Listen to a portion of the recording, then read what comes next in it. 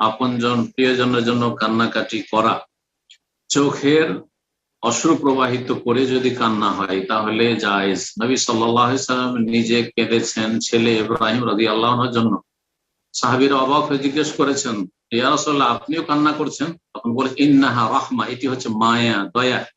মায়া, ভালোবাসা, দয়া যদি কারো থাকে তাহলে অবশ্যই কান্না আসবে, এটা ধরে রাখার নয়। কিন্তু যে কান্নাতে মৃত ব্যক্তিকে আযাব হয় এবং যে এই কান্না করবে তাই সেও গুনাহগার হবে। ইন্নাল মাইয়্যিতা লা ইউআযাবু বিবুকাই আহলিহি আলাইহি,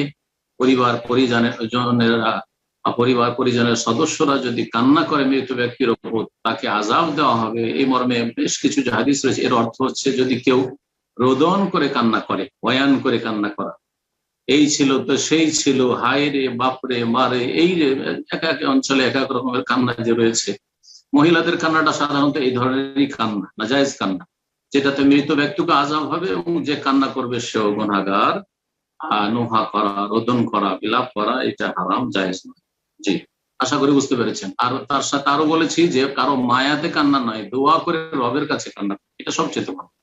শোককে জাগিয়ে তোলার চেষ্টা করবেন না, শোককে নিভিয়ে দেওয়ার চেষ্টা করবেন, শোককে ভুলে যাওয়ার চেষ্টা করবেন। 3 দিন পরে যথাসাধ্য চেষ্টা করতে হবে, যথাসাধ্য চেষ্টা করতে হবে শোককে ভুলে যাওয়ার, এবং তার জন্য আল্লাহ রাব্বুল আলামিন বেশি বেশি জিকির আজকার করতে হবে, মাইয়াতের জন্য দোয়া করতে হবে।